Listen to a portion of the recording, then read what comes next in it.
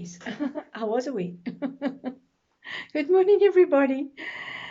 Um, just I've been thinking of what what makes us flourish as um, children of God, as followers of Christ. As is it just the work of our hands, which is, in my opinion, a a partnership between God and I, but it's also the work of our hearts.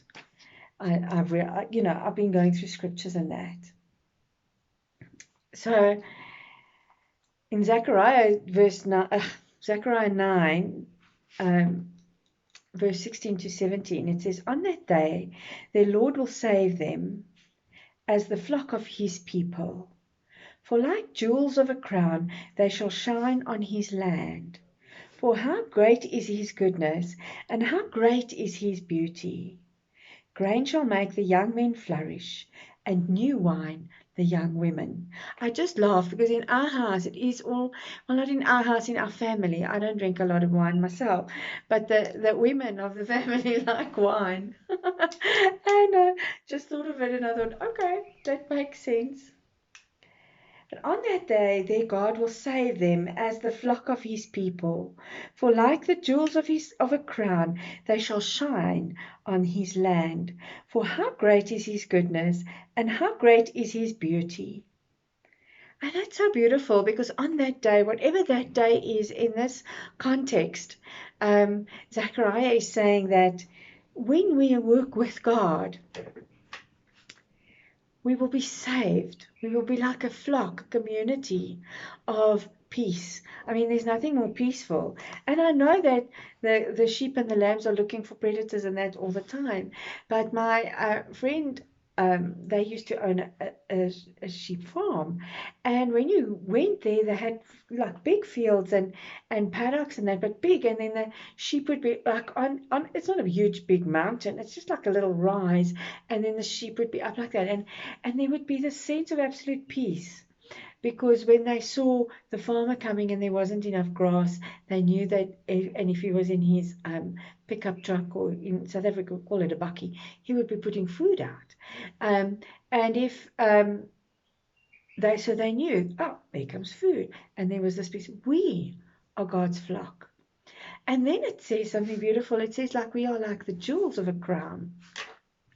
So in the days of old, um, crowns used to be made out of all kinds of metal.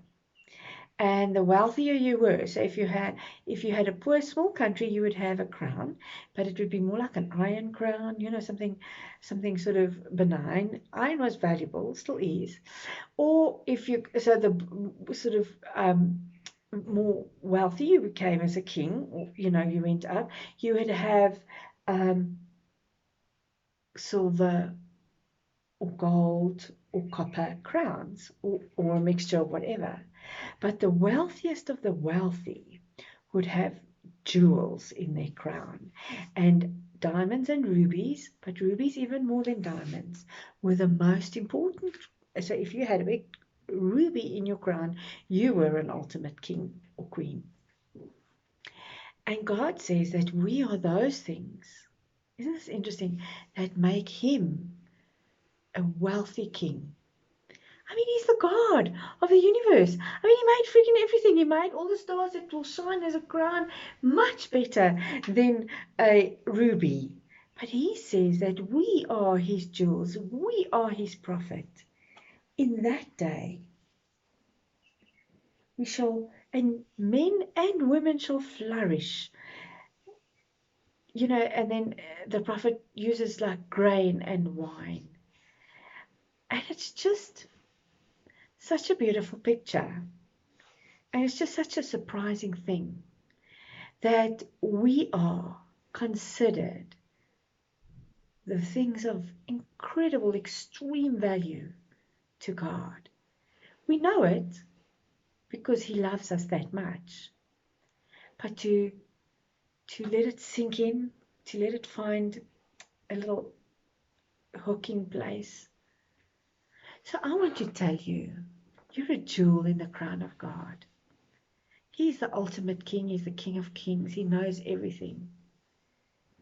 But you are what makes him the ultimate King of Kings. That's what he says to you in this piece of scripture. It's very comforting to me.